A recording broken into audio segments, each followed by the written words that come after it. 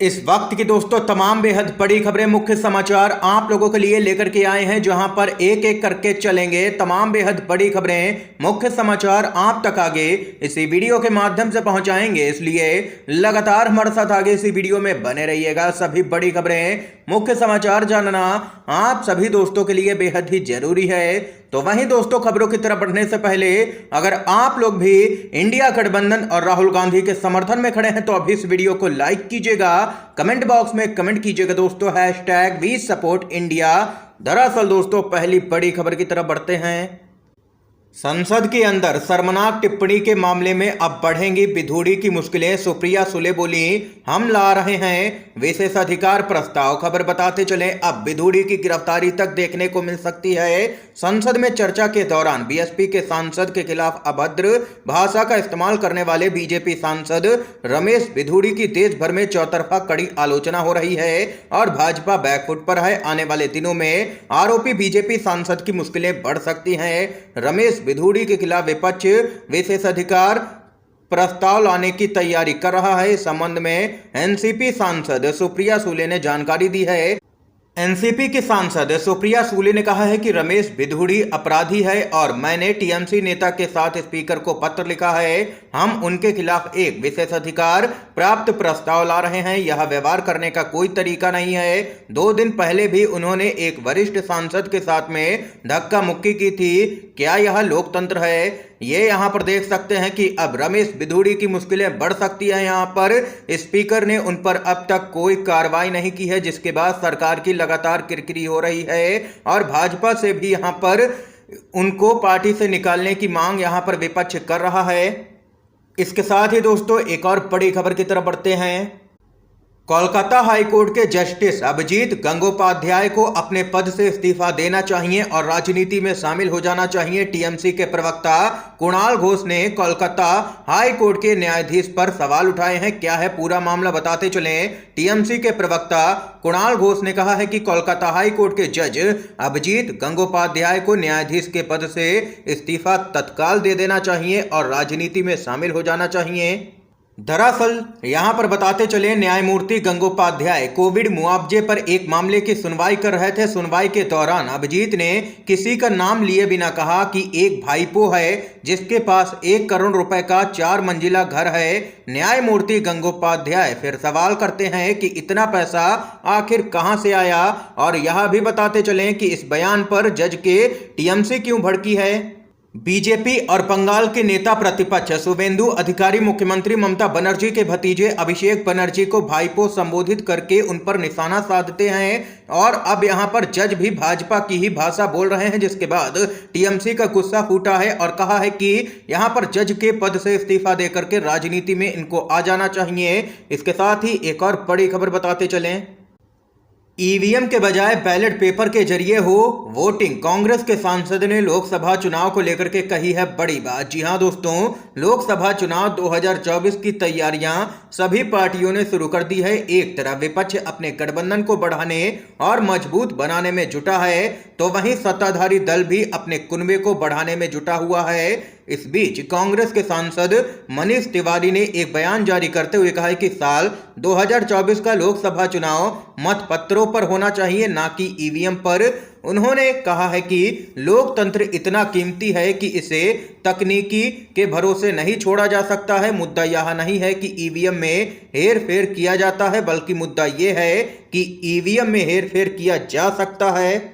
उन्होंने कहा है कि कागजी मतपत्रों पर वापस जाने के लिए यह कारण पर्याप्त है। साधारण कारण के लिए ईवीएम आखिरकार एक मशीन है। किसी भी तरह से मशीन में धांधली की जा सकती है, मशीन को हैक किया जा सकता है, इस पर रोक लगाई जा सकती है, इसके साथ खिलवाड़ किया जा सकता है। उन्होंने कहा है कि मैं चुनाव आयोग के ईवीएम से इस जुड़ाव को नहीं समझ पाता। जिन देशों ने इलेक्ट्रॉनिक वोटिंग मशीन को अपनाया, अंत में उन्हें वापस साधारण कागजी मतपत्रों पर वापस जाना पड़ा है, क्योंकि ईवीएम में हस्तक्षेप किया जा सकता है। इस कारण लोकसभा चुनाव 2024 मतपत्रों पर होना चाहिए। ये यहाँ पर कांग्रेस के सांसद ने बड़ी मांग की है। दोस्तों, क्या आप लोग इस मांग से सहमत हैं या नहीं? अपनी राय भी कमेंट बॉक्स में जरूर बताइएगा। इसके साथ ही एक और बड़ी खबर बताते चलें।